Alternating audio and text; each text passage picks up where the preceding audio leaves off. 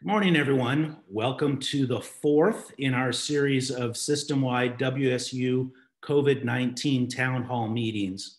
My name is Phil Weiler. I'm Vice President for Marketing and Communications, and I'm going to serve as our moderator for the next hour. I want to welcome everybody who is joining us from across the state of Washington and beyond. Certainly all of our campus locations, Everett, Spokane, Tri-Cities, Vancouver, Pullman, and our global campus, and also a special welcome to those faculty members, staff members, and researchers who are working in our extension offices and our research facilities across the state. We're joined today by President Kirk Schultz, Brian Slinker, Interim Provost and Executive Vice President, Teresa Elliott Cheslick, who is Vice President for Human Resource Services, and Stacy Pearson, our Vice President for Finance and Administration. This morning's session is going to be similar to what we've done in the past. We have solicited questions online and we have received well over 100 again, which is fantastic. I want to thank folks for taking the time to submit their questions, share their concerns. We'll do everything we can to answer as many of those in the next hour, but my guess is the time will go more quickly than we have the ability to answer all the questions. In addition to the submitted questions, again, we'll be doing live questions. If you are watching on YouTube and you have a question, feel free to submit it in the comment section. Again, we have a cadre of subject matter experts who are going to try and answer those questions live and also provide resources for folks. I'm looking at the chat right now, and we've already got some folks who are logging in. So please don't hesitate to take advantage of that option. With that, let me turn it over to President Schultz and we can get started this morning. Well, good morning, folks, and thanks for joining us once again on a Friday morning for a little bit of a chat and to spend some time talking with the WSU community at large about some of the things that are on your mind. First and foremost, let me just thank and express my appreciation to our faculty and our staff for the great job that everybody did finishing up spring 2020 semester. If I look back to spring break, when everybody was doing training, we announced online instructional formats for all of our classes and all of our campus locations, and our resilient students who stepped up, rolled up their sleeves, and just did a great job. So once again, we have terrific people at WSU, and I think that was really showcased extremely well in this last spring term. Well, we're now off to a summer session. We have a whole bunch of students enrolled at our different campuses and global campus online. We have the largest summer enrollment I believe we've had ever in our history. So really pleased with how that's going and how people are continuing to work towards degree completion. I know there's also a lot of questions out there really on two main areas. So let me just try and address those a little bit very quickly. The first is, I've continued to be very active in talking about our plan is to be in person for our fall 2020 semester on all of our campuses. Now, sometimes people say, well, does that mean that you're going to have 500-person classes? Does that mean we're going to have this? All these different types of questions. The answer is we just don't know all the answers to those yet, but we want to continue to communicate with our campus community. Safety for our faculty, staff, and students is paramount. We are not going to put any of our populations at risk without a really good plan that we articulate, that people see, they agree with, they go, okay, this is a good environment that's going to be good for me to learn. It's going to be an environment that's good for me to work. It's going to be an environment where it's good for me to teach. And so that is going to continue to be our number one overriding concern as we do those things. And sometimes people have expressed concerns to say, well, Kirk, economically, you're so worried about getting everybody back. What about, is it going to be safe for me to go into work? And the answer is, we're going to make sure that's a possibility. That's a sure thing, not a possibility.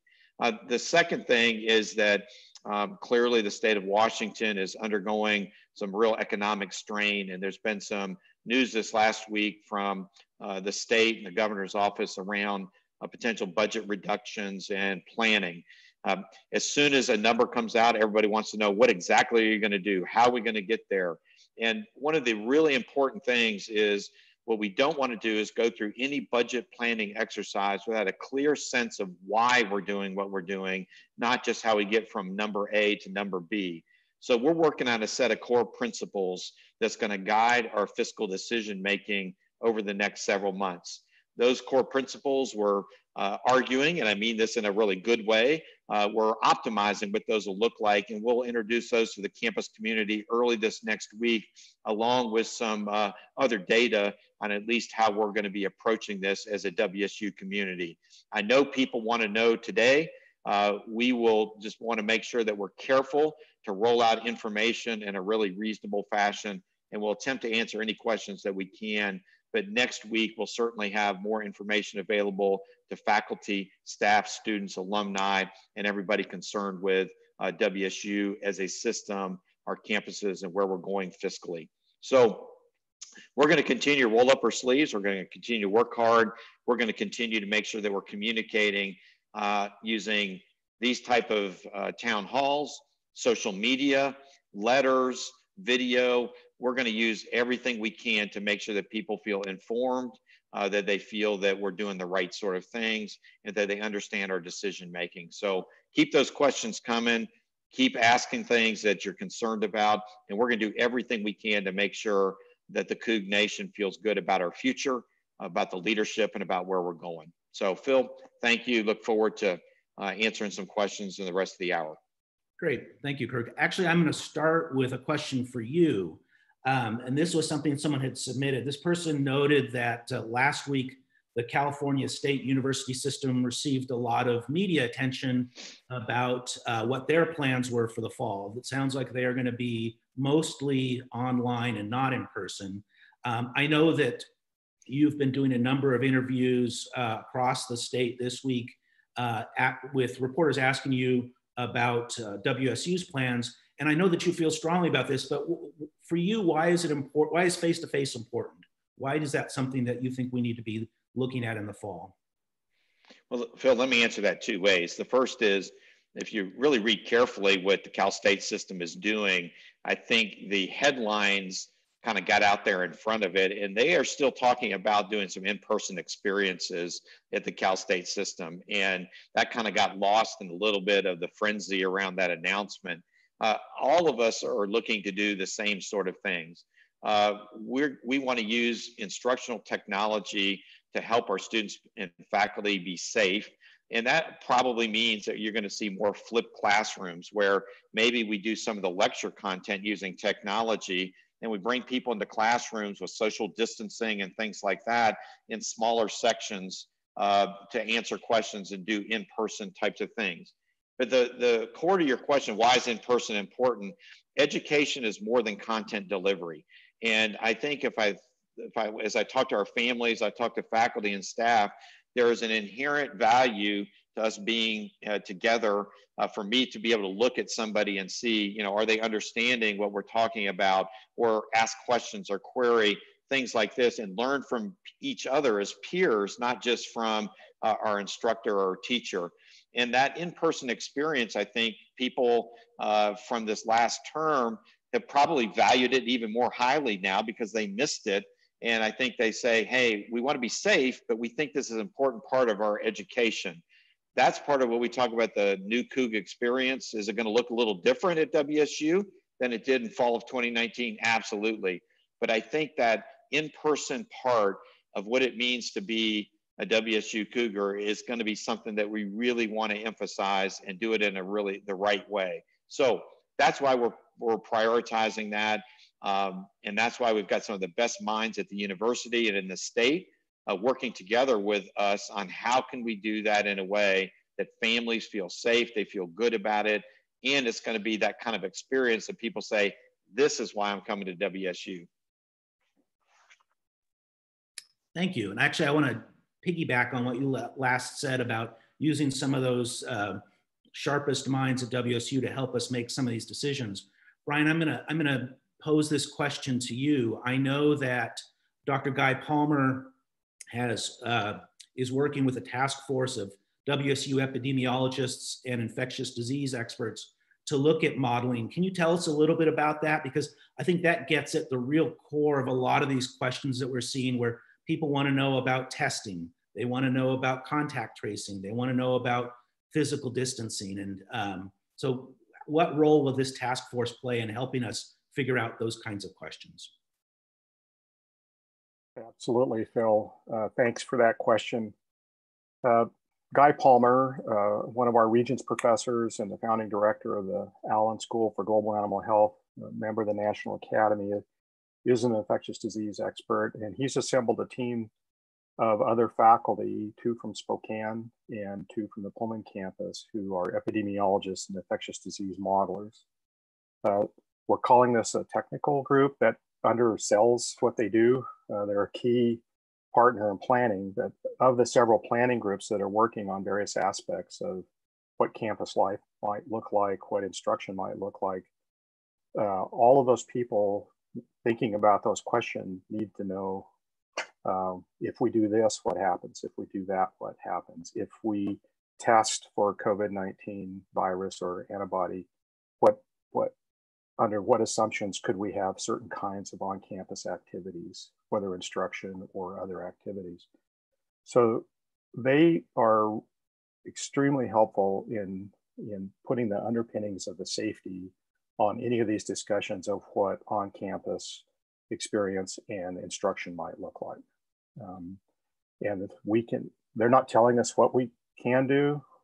We say, if we did this, if this is our goal, what's the best strategy for testing or attestation or contact tracing, and how do we mix together those safety and biosecurity measures with whatever we can do with face-to-face or on campus. And as Kirk said, we're very unlikely to have what we would consider our normal, like what fall 2019 looked like.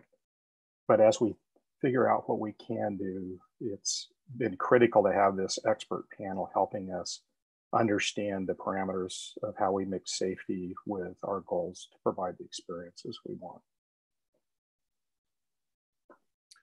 Well, speaking for myself, I can say I feel fortunate that we have those experts that we can rely on, who have made this part of their life's work to be able to give us the advice we need to make sure that we're being as safe as possible and providing the best experience for students and for our faculty and staff.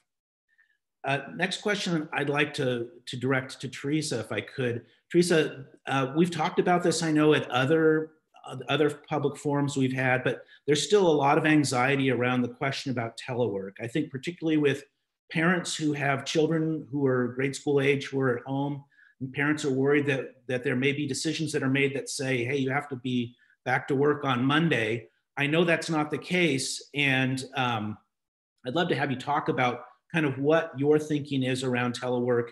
And there was just a new wrinkle that occurred this morning. We learned that Whitman County, the county that the Pullman campus is located in, received a waiver from the governor to go from phase 1 to phase 2. What impact does that have on faculty staff in Pullman? And as we see other counties receiving waivers or moving from one phase to the other, is that going to impact the way that people have to work in the short term? Sure, great question. Right now, for the foreseeable future, well, the priority for WSU is the safety of our faculty and staff and students. And even with the opening of phase 2 for the Whitman County area and some of our other counties, the priority again is safety and making sure we have processes in place for all of our staff on campus.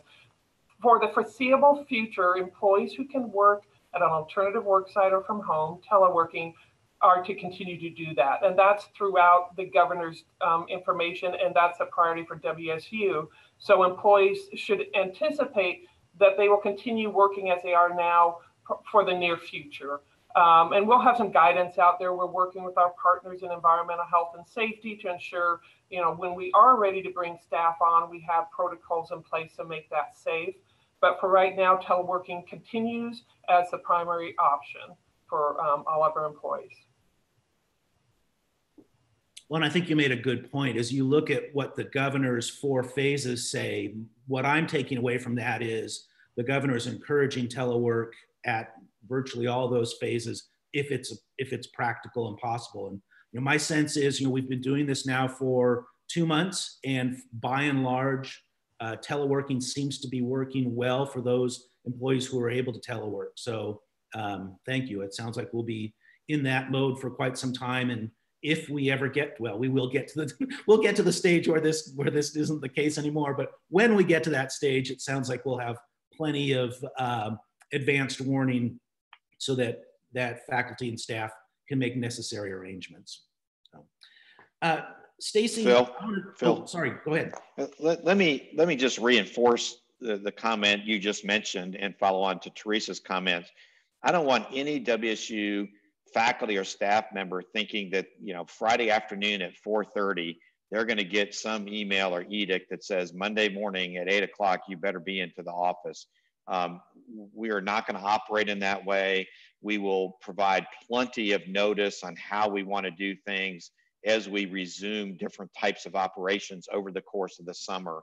And I just don't want anybody fearful that we're going to put people in this really uncomfortable position through poor communications or things like that. So I just want to put that to rest as much as possible, because I know, as we're glad to say, hey, maybe next week I can go sit down in Whitman County at a restaurant with appropriate social distancing and have a beverage and actually, have a meal. That's great.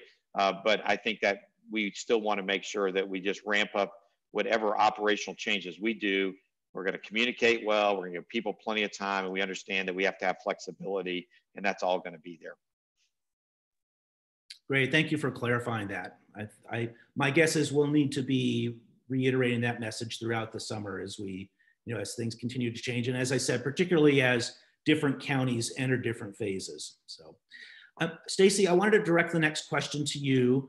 I know that we talked at our last town hall about the CARES Act, and there was approximately $10 million worth of funding that came from the Federal CARES Act and went directly to students. Now, my understanding is there was an additional $10 million that would go to universities, in our case WSU, to help us defray some of the costs we've experienced due to COVID-19. Can you tell us a little bit about that sort of second infusion of cash? Has the money been received? How is WSU expected to use that money, and kind of where are we in that process? Yes, thank you, Phil. And again, thanks to everybody for joining us. Yes, we've been following not just CARES, but all potential federal and state funds that will become available to help us deal with this COVID situation. And as Phil alluded to, Washington State University received a total of $21.76 million from this program. Again, 50% to be allocated to students experiencing financial hardship due to this disruption. And then the other half of that, $10.88 million, coming to the university to be used to help cover the costs related to the operational disruptions, as well as lost revenue due to COVID-19. So many of you have heard that we refunded a portion of housing and dining fees, and that is identified as one of the items that can be covered by this amount of money. In addition, it can be used to help support students with emergency grants that are not eligible for the CARES emergency funding, so the other half of that money. And in addition, it can help fund hardware, software, providing Chromebooks and hotspots to students so that they can access their classes and coursework. So we have gathered these expenses. In fact, nearly 10 million is the amount of those housing and dining refunds. And then we're gathering some of the other expenses that are indicated here. We have received that funding. We want to make sure that we report it appropriately. And then we'll have some decisions to make, because those costs are actually well in excess of the 10.88 million. So we will go through these. And again, we work very carefully with our government relations staff and colleagues to identify what sources of funding can be used for what types of activities, and we will continue to do so. Great, thank you. Kirk, I know you touched on this briefly, but this was a question that we received from a number of people, so it's worth asking again. This person says, what kind of budgetary hit are we expecting in terms of a reduction in state funding, and what impact will we see on departments and staffing? Yeah, the state just recently announced a target, a reduction target that they've asked us to submit a plan to the state of Washington. And Stacy can correct me, but I believe by June 1st on how we would propose to meet a particular goal. What we're going to be doing over the next week will be asking deans, vice presidents, unit heads, chancellors to start putting together contingency plans that would say, if we took this percentage of a reduction in our budget, how might we manage that?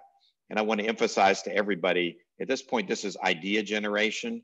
And because a conversation goes in a particular direction in a college, in a campus, in some sort of administrative unit, at this point, that's not set in stone. What we want to do is gather that information, see what ideas, see what impacts are there. And then what we want to do is sit down and very carefully and thoughtfully use those budget principles that I talked about to make sure that we're being careful with how we manage those fiscal decisions. So the bottom line is, at this point, no decision has been made. The state has asked us to come up with a particular number, and Stacy can remind me, but I think it's 38 million or something around that. And what we're going to do is put together a thoughtful plan. I also want to make sure that people don't think there's 2 or 3 of us in some sort of smoke-filled room in the back that are making all these decisions without appropriate input from faculty and staff and campus leadership and other things like that. We'll be inclusive in our decision making, but you know, the bottom line is everybody at WSU right now is working really hard. You can't take a budgetary reduction like the state is asking us to do without affecting people, services, and what we're able to do. And we want to make sure we minimize the impact on our students and minimize the impact on our students' ability to come to WSU, study what they want to, and move through in a timely way towards their degree. And those are the kind of paramount things that are going to be very important to us. I'm also personally very concerned in the Pullman community with job preservation. We're the largest employer. It's important that we keep as many people employed in our community as we possibly can. And those are the kinds of principles that we're going to use to govern our decision making. No matter how much we communicate, how much we put out, there'll always be some members of our community that'll say, well, they didn't ask us, or we didn't have our chance for input. We're just going to do the best that we can. And fortunately, we have a leadership team at WSU with a lot of highly experienced individuals that, even if they weren't at WSU, were in positions of high responsibility in higher education during the last recession. And while things are different, still the way we treat budgets, the way we interact with our campus community, a lot of lessons were learned in 08 and 09. And I think we want to make sure that we learn from those as we make some really challenging and difficult decisions moving forward. Still, the bottom line is next week we'll have more details out to the campus community on some of our modeling efforts and where we're asking people to be. And we will keep people as informed as we can. Finally, I would just, the thing that kills you more than anything else around these issues is the rumor mill. And I'm constantly amazed how somebody sees somebody at a restaurant, or they run into somebody at the grocery store and they've heard that this is going to happen or that's going to happen. And I would just urge people to please talk to supervisors, talk to deans, vice presidents, other folks, find out if information that you're getting has got any legs to it before getting panicked, before spreading it around and things like that. And that is really, really important, because those rumors that spread around as fact can sometimes be more damaging than the actual decisions that are going to be made down the road. So, you know, please just be careful. Thank you, Kirk. And I'm going to ask another question that sort of is, again, a piggyback on that one. And this was one that we have received a lot of comments on, both in the chat as well as in advance. And that had to do with the question of furloughs. This person in particular notes that other universities have already started making announcements about furloughs as a way of helping reduce the deficits that are anticipated.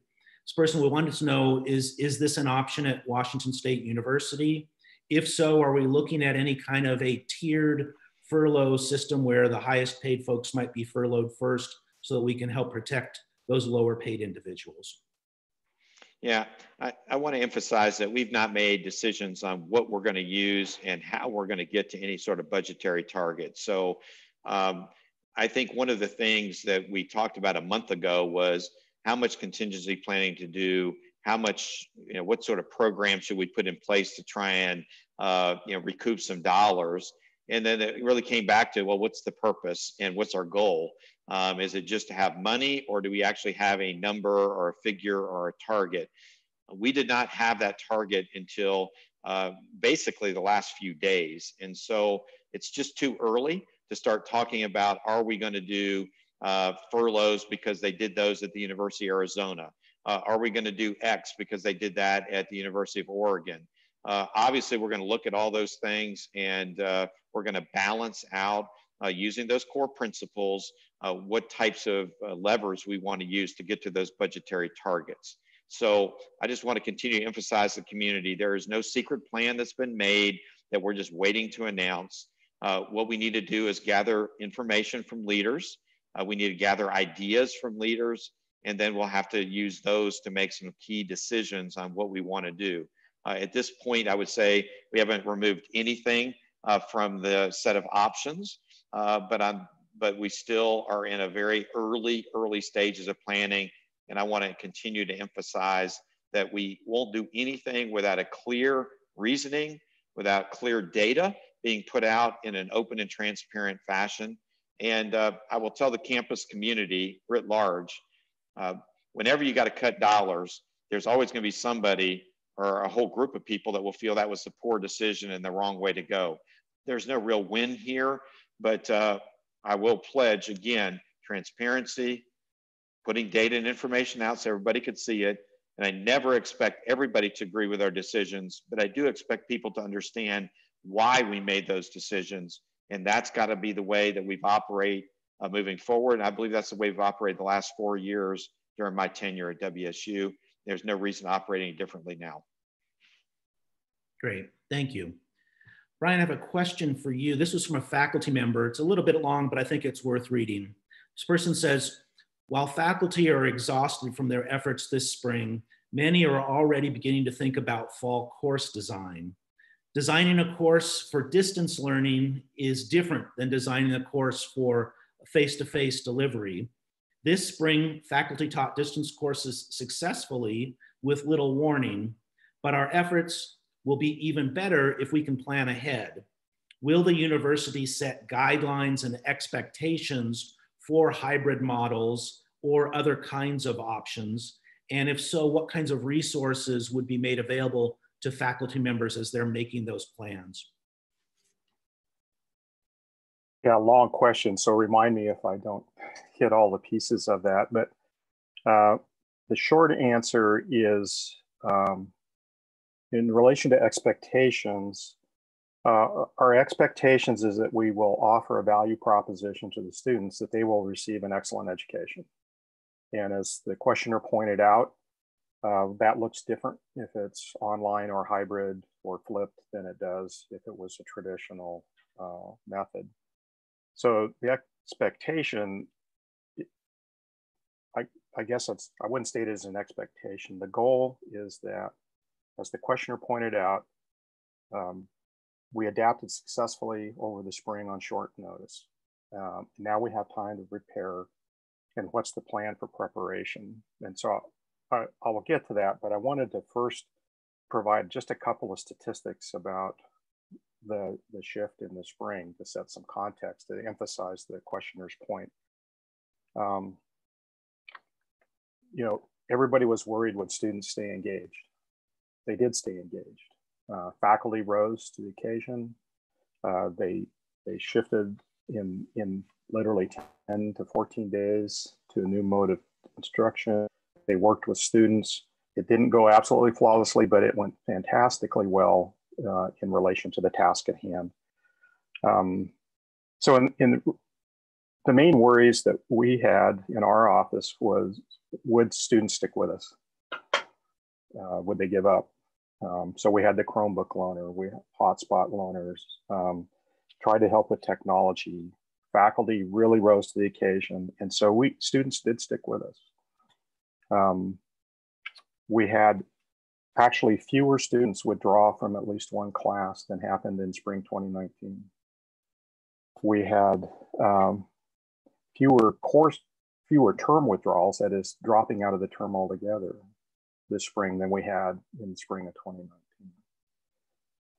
There were more incompletes and more X grades, but that's somewhat to be expected because in some classes, students need a little bit more time to finish up because of either technology glitches or other glitches in adapting to the new model. But it went fantastically well. And so now the goal is to keep that up and do better in the fall in terms of improving our offerings and the value proposition. So hybrid will be necessary. And Kirk mentioned the Cal State situation. And if you look at what Cal State's planning to do, actually look at the details, as he noted, it's not that different than what we're contemplating. If there's face-to-face, it's likely to be those smaller, more intimate studio or laboratory things with safe distancing. There's got to be a lot of need for flexibility because the situation may change, either through government regulation or the course of the disease shifts on us. And so there will be a lot of online content, and what's happened, and as they did in the spring, academic outreach innovation, AOI, is stepping up over the summer to work with faculty, and nearly 350 faculty are now engaged in one of or more of 10 working groups, cohorts of faculty looking at various aspects. Those range from creating content modules to support asynchronous learning, creating content online to support synchronous learning, doing more robust assessments in a either asynchronous or synchronous online environment, virtual lab content. Where can we focus on developing exciting labs that drive home the principles virtually if we can't do them face-to-face, in classroom activities that support social distancing, different ways than a traditional lecture. And then a variety of groups working on how do we connect better with students if there is distance element to it, whether those students are in Pullman engaging online or whether they're somewhere else engaging online. So those 10 groups are working now. And I'm just so thankful and pleased and proud that 350 faculty are engaged in that improvement over the summer. We don't know what the outcomes look like. One of the outcomes, to one of the questioner's points, is that there may identify technology that we need to help improve. They know where to go to ask for, is there a resource to do that? And through hopefully the resources available to us, if to support virtual lab simulations, for example, we need more tools, we will be able to provide those tools. So they're not only looking at what they can do with what we have, but they're being thoughtful about, are there other tools, if we had them, we could do even better and have those discussions. So I feel really good about our preparation for fall. And again, really proud that our faculty continue to step up. And I know they're tired. This wasn't what any of us wanted, but I'm just so thankful and proud that they're staying engaged in this way over the summer to have a really good experience for the fall. Phil, Thank you if very I much. could also, Brian, thank you. One of the things I want to remind our WSU faculty and staff, and I think this part is really important. Everybody sprinted essentially to get through last term. We had a very successful graduation celebration. That was only this last weekend. It wasn't that long ago. I want to remind everybody to take a little bit of a deep breath, to slow down a little bit, and just to remind everybody, I know everyone wants answers on exactly what things are going to look like in mid-August. And we're going to continue to work hard to plan and communicate. But I also worry that sometimes folks need to just acknowledge that it's going to take us a week or two to make sure we have some of the planning processes in place to satisfactorily answer a lot of those questions and concerns. I do worry about people burning themselves out, because I know a lot of our faculty, staff, and a lot of our students just really sprinted hard to get done successfully last term. So my hope is take a minute, take a deep breath. We're going to continue to communicate. We'll be ready for August, but we may not have every decision made that people would like to know about in the next week or two, and that will just take us some time. Great, thank you. Stacy, I have another question for you, and this is kind of an interesting one. This person, I'll read the question and then I'll give some my own little commentary and let you answer. The question the person asked is that if I went to a private gym and I wanted to stop paying my gym membership, I'd stop paying and I'd lose my gym privileges. This is a person who is paying student fees to help support the student recreation center. And so they're asking, why do I have to keep paying student fees for the student recreation center if I can't use that? I know that part of the answer has to do with debt service. Could you tell us kind of what that means for those of us who aren't really that familiar with the concept, and why there may be some fees that are continuing to be charged even though people may not have access to that facility? Thank you, Phil. And yes, that is a very difficult question. What we have to remember is a lot of these facilities are built via student referendum. So student initiatives in which the students agree to tax themselves, both themselves that are current students as well as students into the future, to a fee to build and bond these facilities and to cover the operating expenses. So as was explained in when we discussed the fees for the summer, for those facilities, those a portion of those fees are pledged to the debt service, and that debt service has to be covered. And it is a little bit different than that gym membership in that there wasn't such a referendum that required that particular funding source to be able to bond finance the facility. So this has certainly created a situation that I don't think anybody anticipated. And what we're trying to balance with this situation is our ability to meet those bond payments, and of course, identify if there's any other funding support that might come in to help us alleviate that in the meantime.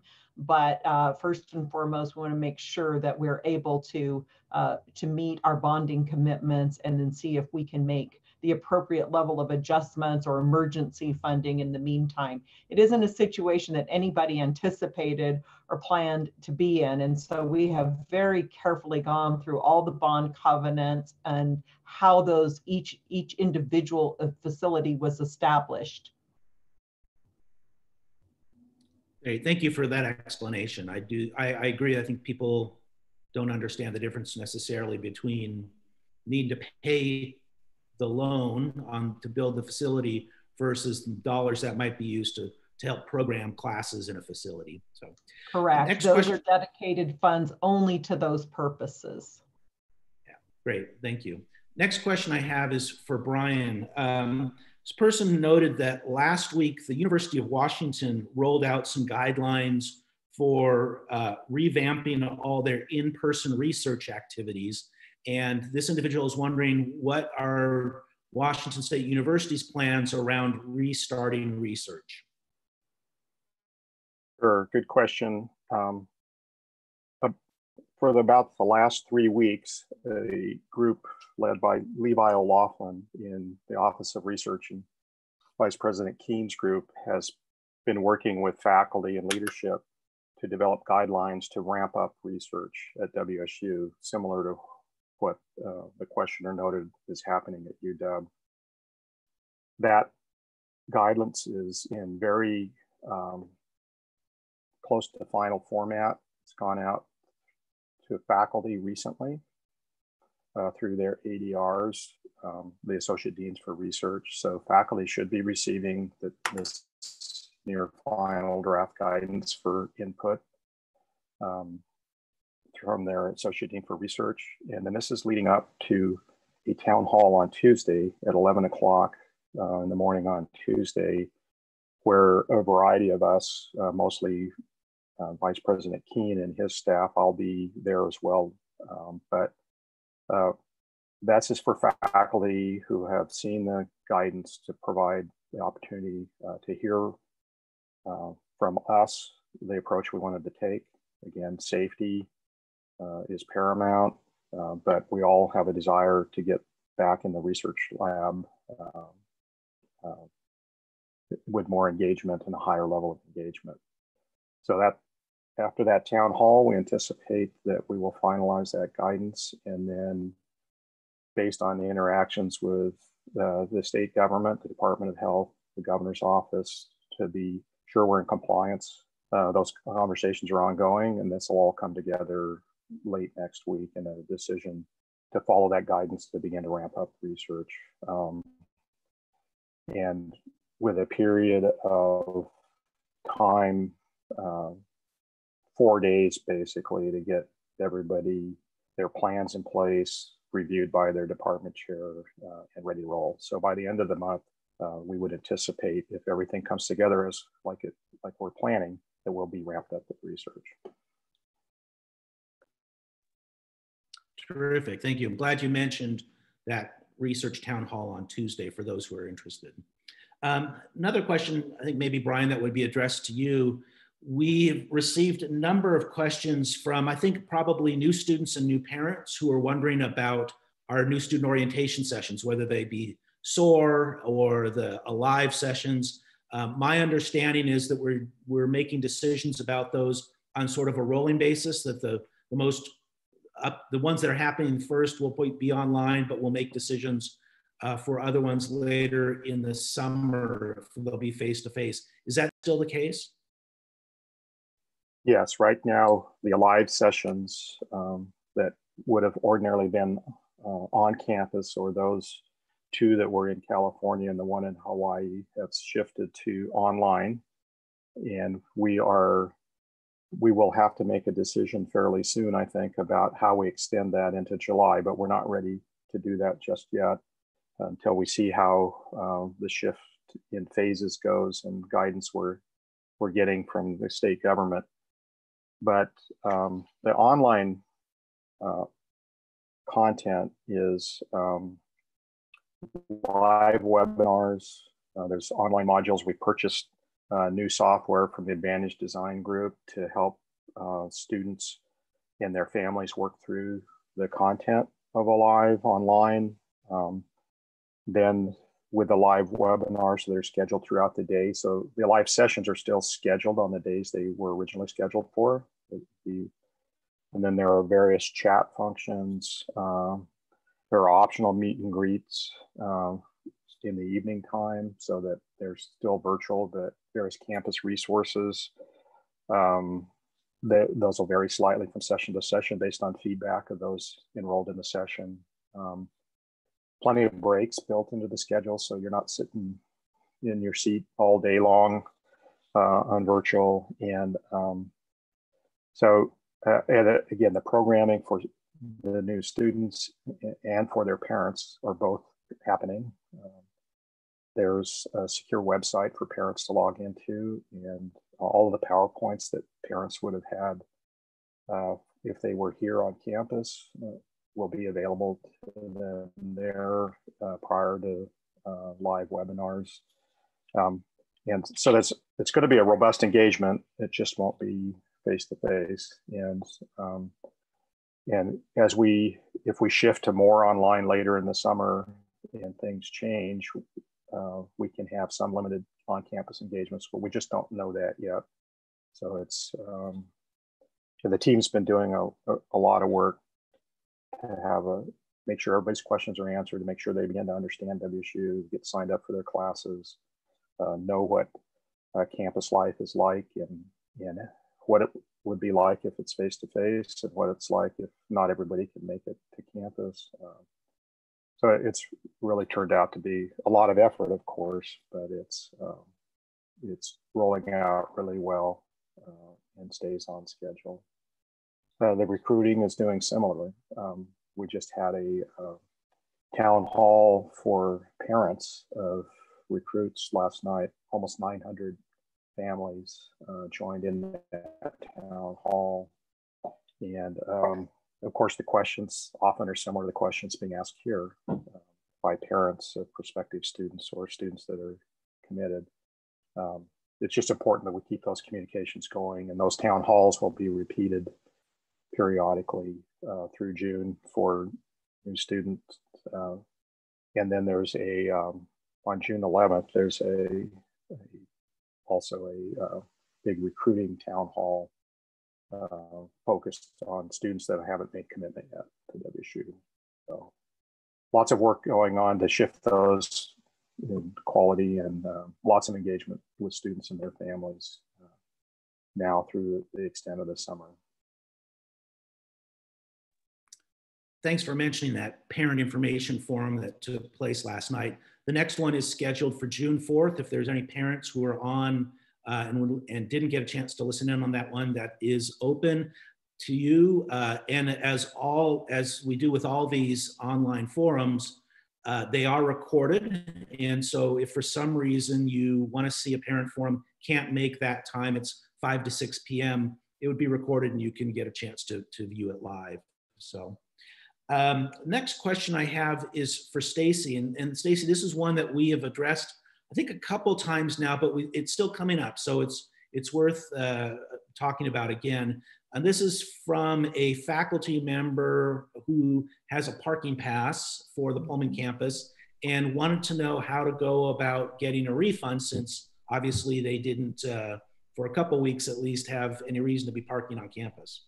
Right, and certainly. And really all they need to do is go to the parking and transportation website and identify when they want to cancel their permit, and then they will be entitled to a refund for the remainder of the period that they had purchased. It depends, they might have a full year or a semester. So they'll need that information though at parking and transportation.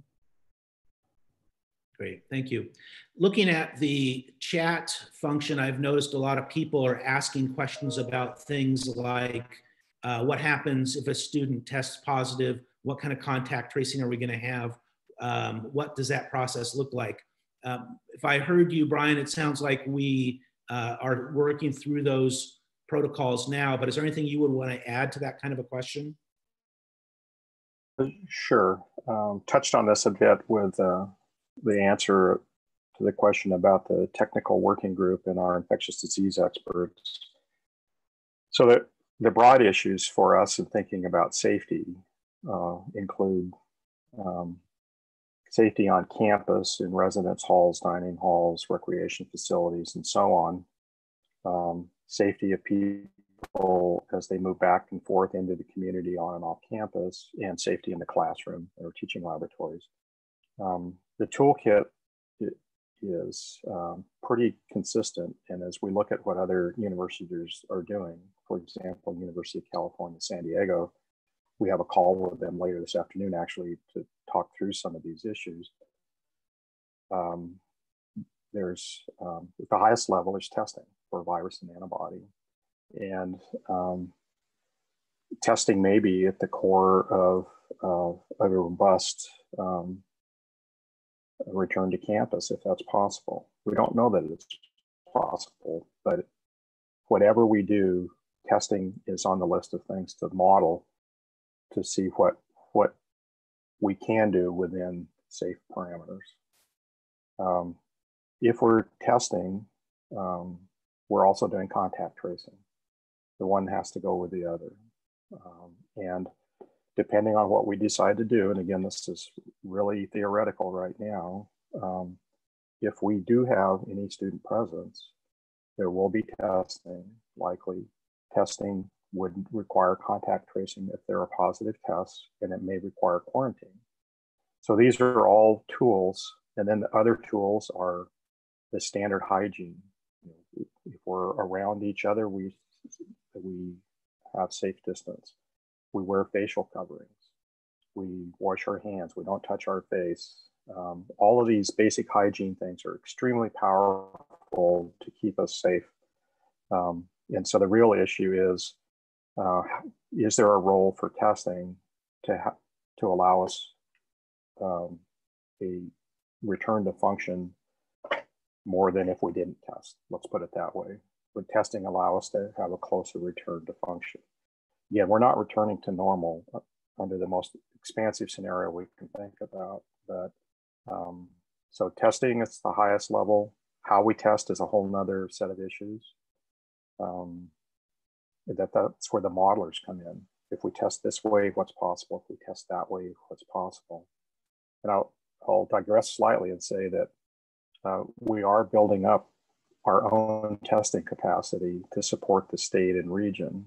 And if we choose to do so, we can use some of that testing to support our own needs for a safe environment for students, staff, and faculty. That testing will be through the Washington Animal Disease Diagnostic Lab in coordination with a human pathology lab partner. We've been asked to do this by the State Department of Health, and we are doing this. We're investing in ramping up that testing. And we may serve a variety of interests around the state to help the entire state navigate this, particularly in Eastern Washington. But some of that could be available to us if we decide to use it. So we're considering the entire gamut of biosafety measures, modeling what we would have to do for certain outcomes. And this will come together over the summer in the decisions we make about how fall looks and the biosafety measures, biosecurity measures necessary to support whatever those decisions are. Phil, if I can just add a little bit to, Brian went through a lot of the details and things that we're looking at. The only thing I would add is that prior to anybody being on campus, we are going to lay all this out. All families, all prospective and returning students, the community are going to know exactly what we're doing, what the protocols are, what the expectations are. This won't be the type of thing that people are going to have to worry about. What is it that the plan is, or how they're going to handle this, or what are the contingency plans? Part of the key here will be, again, as we put this together, as Brian and our science teams and other that put together best practices, that communication will be really paramount and important, that people know, understand, and feel good about it. And that's going to be part of it as well. I just want to remind again, folks, that we're mid-May and this is mid-August that we're talking about. And while I understand people wanting to know today what we're going to do, we've got to take the time to continue to look at best practices, what we can do, what's going to be required for a safe working and teaching environment, and that'll all be tied together and communicated effectively. Great, thank you. This next question came from a student who currently is enrolled in Vancouver. This individual lives with folks at home who are in what are considered high-risk categories according to the CDC, and so the student understands that we are looking to do some sort of a hybrid face-to-face learning environment, but this person isn't sure if that's the right choice for them in the fall in particular. And they're just wondering, what are their options? Do they have to do face-to-face if they're not comfortable doing that?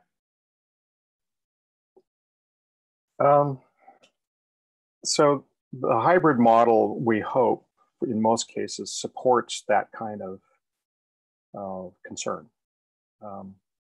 Even if we are able to do some face-to-face, it's likely to be more limited than normal. So we're going to be students engaging online for at least part of their content anyway. There will be students in high-risk categories who, for that, or either people in their household or themselves, may not want to come to class. That's why we have to anticipate that in the design, so those students can stay engaged even if some of their classmates are physically in an activity. There's certain activities that we may not be able to do that with, but the idea is that whether it's staff or faculty or students, some are not going to be able to engage even if others are engaged. So the part of the hybrid model is to allow students to engage in multiple ways. And the return to face-to-face for some doesn't mean that everybody has to be face-to-face to still participate in that class. We can't guarantee that 100% of the classes can offer that, but that's part of the planning groups over the summer, is how do we allow that flexibility? For example, even if students could assemble in a group of 20 in a large classroom, but they're faculty members in a high-risk group and shouldn't be in that classroom even at a safe distance, that instructor may still have to teach with distance methods, even if it would otherwise be possible. So that's the kind of flexibility we need to build in, because we know there's going to be those individual students or individual faculty or staff that have to make a decision that's maybe different than the rest of the class. Great, thank you. Last question I'm going to direct to Kirk. We're just about at the end of our time. This was something that we heard yesterday, certainly during the Parent Information Forum, and I think it's worth repeating. We've heard from some students who are saying, should I take a year off? Should I take a gap year? What are your thoughts about interrupting your college experience and taking a year off? A couple things. First, I think it's important for students to continue their educational experience, whether that's coming to WSU, going to community college, going to one of the other four-year institutions. I think the idea of just sort of saying, well, I'm going to just sit out for a year because maybe then things will be better or different or more what I would anticipate in fall of 2021 than fall of 2020.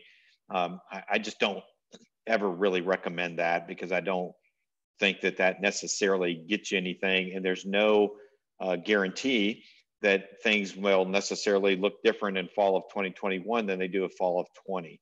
So I think it's important to talk to academic advisors, talk to high school counselors, get their advice on what things are important, and then work with them on what makes the most sense for you and your family. But taking time off just because you think it might be, things may look a little different, I think get in the classroom, whatever that environment is, get started down that area of passion and the area that you really want to learn more and have a career in. And I think that's a really important step for people to take. Great, thank you. We are just about out of time. Kirk, do you have any last parting comments you'd like to share? Well, one, thank you for everybody for joining us once again. We're going to keep doing these during the summer. We want to keep answering your questions, or at least as many questions as we can get to during the time. I appreciate the fantastic job once again our faculty, staff, and students did last term. And I appreciate the desire by parents, by students, by our own faculty and staff, by community members to know, what are we going to do? When are we going to do it? What's it going to look like? What's the budget going to affect? All those types of things. I just urge, once again, patience. We'll continue to communicate widely and broadly. And we just want to be thoughtful in making sure as we communicate that we don't have to contradict ourselves because we got out there too soon. So be patient, keep asking questions, and we'll do the best we can to get those answers to you. And as always, go Cougs. Thank you, Kirk. Let me reiterate that idea that we are intending to communicate frequently and as extensively as we can. I'll remind people again, if you ever have any questions about how WSU is responding to the COVID-19 pandemic, please visit our COVID-19 website. you can just simply go to the WSU homepage, that's wsu.edu, and click on the COVID-19 link there. You can get all the information that we've ever communicated about COVID-19 all in one easy to use location. Other reminder that I will let people know about is that our next COVID-19 town hall meeting is scheduled in 2 weeks. It'll be Friday, May 29th. So please join us then. You'll again also have the opportunity to submit questions in advance. And so with that, let me thank our panelists. I appreciate you all making yourselves available, and a special shout out to our subject matter experts. As I've been looking at the chat, it is continuing to be really heavily used. So thanks to everybody for submitting their comments, and thanks to our subject matter experts for doing their best to answer those questions. With that, everybody enjoy your day and go Cougs.